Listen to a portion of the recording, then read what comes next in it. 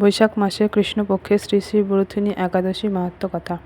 ভবিষ্যোত্তর পুরাণে এই ব্রতের কথা বিবৃত রয়েছে। মহারাজ যুধিষ্ঠির কোনো এক সময় শ্রীকৃষ্ণের প্রতি জিজ্ঞাসা করলেন, হে বাসুদেব, বৈশাখ মাসের কৃষ্ণপক্ষের একাদশীর নাম কি এবং তার মাহাত্ম্যই বা কী, আমাকে বলুন।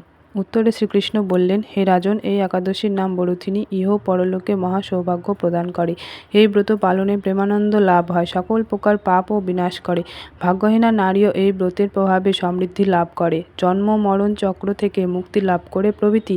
রাজগণ এই ব্রত পালন করে বৈকুণ্ঠে গমন করেছেন। অযুত বৎসর ব্যাপী তপস্যার ফল এক বরুথিনী ব্রতে লাভ হয়। কুরুক্ষেত্রে 1 মণ সোনাদানের ফল বরুথিনী ব্রতের সমান। অশ্ব, গজ, ভূমি, তিল, স্বর্ণ, অন্নদান ক্রমে ক্রমে শ্রেষ্ঠতর। অন্নদানের থেকেও কন্যা ও গোদান শ্রেষ্ঠ। বরুথিনী ব্রতে সকল ফলই লাভ হয়। বরুথিনী ব্রতের দিন শ্রী মধুসূদনের পূজা করে রাত্রি জাগরণ করলে ব্রতীর সকল পাপ দূর হয়, অন্তিমে পরমাগতি লাভ হয়। পাপভীরু মানুষ যমের যাতনা থেকে মুক্তিলাভ করবার জন্য অবশ্য এই বরুথিনী ব্রত পালন করবে। এই ব্রতকথা যে মানব ভক্তিভরে শ্রবণ বা পাঠ করে তার সহস্র দানের ফল লাভ হয়, সকল পাপে মুক্ত হয়ে স্বর্গ লাভ করে। এমন সুযোগ পেয়ে জগতে কে এমন দুর্মতি রয়েছে যে বরুথিনী ব্রতের